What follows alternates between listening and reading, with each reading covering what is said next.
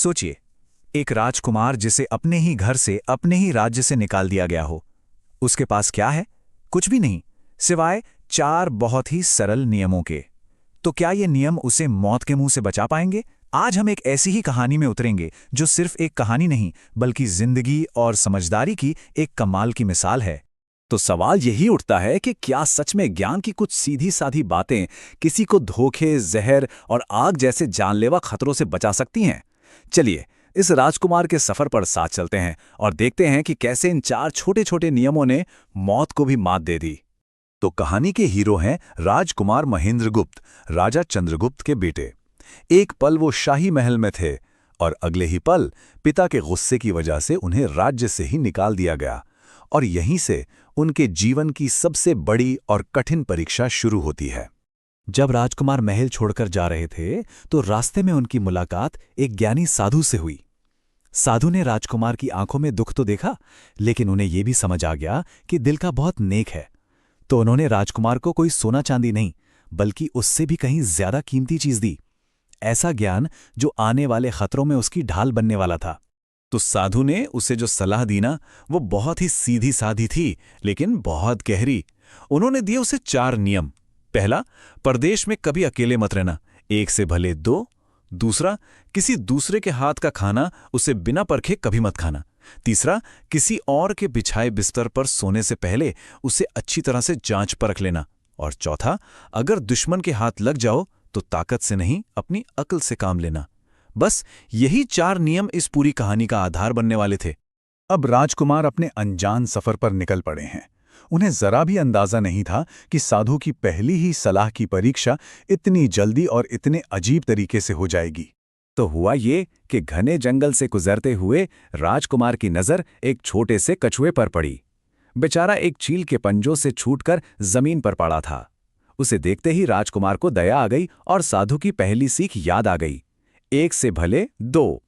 ये सोचकर कि चलो सफर में एक साथी भी हो जाएगा और इस छोटे से जीव की जान भी बच जाएगी, उसने कछुए को अपने साथ रख लिया।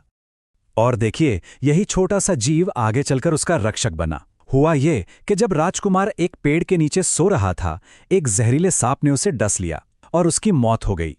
लेकिन उस कछुए ने हार नहीं मानी। उसने देखा कि उस सांप का एक साथी कौवा पास ही में है। कछुए ने झट से उस कौवे को दबोच लिया। अब अपने दोस्त की जान बचाने के लिए सांप को मजबूरन राजकुमार के शरीर से सारा जहर वापस खींचना पड़ा। और इस तरह साधु का पहला नियम सच साबित हो गया। राजकुमार का सफर उसे समंदर किनारे एक जंगल में ले आया, लेकिन यहां उसकी किस्मत ने एक बहुत ही खतरनाक मोड़ लिया। वो एक ठग और उसके बेटों के चंगुल में फंस गया। वो लोग उसे बंदी बनाकर अपने घर ले गए, एक ऐसा घर जो असल में मौत का जाल था। उस ठग के परिवार की असली मास्टरमाइंड थी उसकी बड़ी बेटी। वो ज्योतिष विद्या जानती थी और उसे पता चल गया कि राजकुमार के पास 4 बेशकीमती माणिक हैं।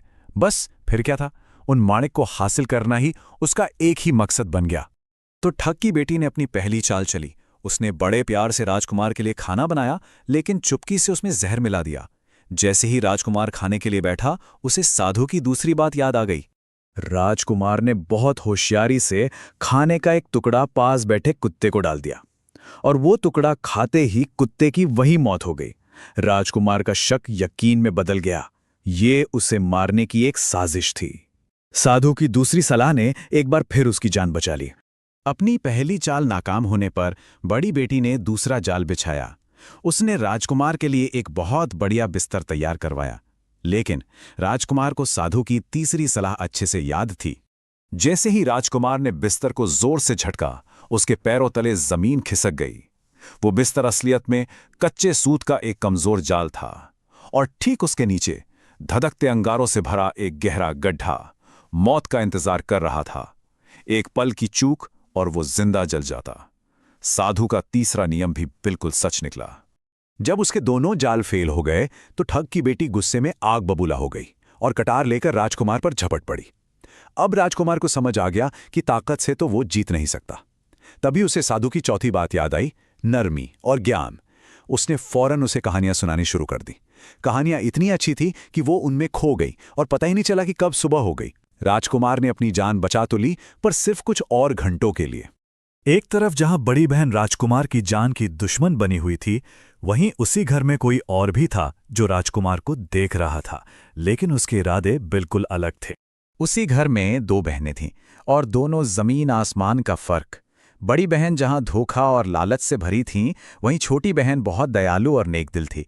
उसे तो राजकुमार से पहली नज़र में ही प्यार हो गया था और वो मन ही मन उसे उस मौत के घर से निकालने की योजना बना रही थी। एक रात छोटी बहन हिम्मत करके राजकुमार के पास पहुंची। उसने न सिर्फ अपने प्यार का इजहार किया, बल्कि उसे ये भी बताया कि वो उसे बचाएगी। उसने राजकुमार के सामने एक साथ भाग जाने का प्रस्ताव रखा। प्लान सिंपल था, लेकिन बहुत खतरनाक। आधी रात को जब सब सो रहे होंगे, लड़की सारा खजाना पैक करेगी और राजकुमार को अस्तबल से सबसे तेज ऊँटनी लेकर आना होगा। फिर वो हमेशा के लिए वहां से भाग जाएंगे। सब कुछ उस एक ऊँटनी के सही चुनाव पर टिका था। लेकिन अंधेरे और घबराहट में राजकुमार से एक बहुत बड़ी गलती हो गई। उसने तेज ऊँटनी की जगह धीमी रफ्तार वाली ऊँटनी को चुन लिया। ये एक ऐसी गलती थी जिसकी कीमत उन्हें अपनी जान देकर चुकानी पड़ सकती थी। सुबह होते ही ठग को पता चल गया कि उसकी बेटी और कैदी दोनों गायब हैं।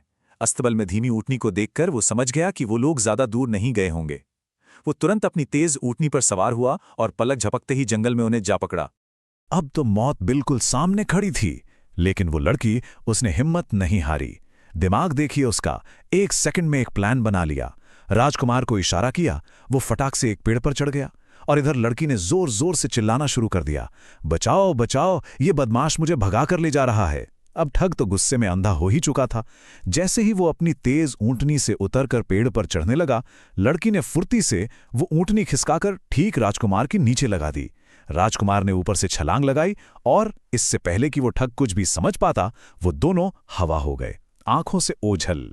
तो इस तरह होशियारी और प्यार ने मिलकर उन्हें उस खतरनाक जाल से आजाद करा दिया। वो दोनों एक नए शहर में जाकर बस गए और एक नई जिंदगी शुरू की। जब राजकुमार के देश निकाले का समय पूरा हो गया, तो वो उस लड़की के साथ अपने राज्य वापस लौट आया। उसने उसी लड़की से शादी की जिसने उसकी जान बचाई थी और फिर दोनों ने एक बहुत ही सुखी जीवन बिताया। तो इस कहानी से हमें क्या सीख मिलती है? यही कि जब समझदारी, हिम्मत और सच्चा प्यार एक साथ मिलते हैं तो नामुमकिन को भी मुमकिन बनाया जा सकता है। ये कहानी हमें याद दिलाती है कि जिंदगी की सबसे बड़ी मुश्किलों में हमारे सबसे ताकतवर हथियार बाहर नहीं बल्कि हमारे अंदर ही होते हैं, हमारी बुद्धि और हमारा विश्वास।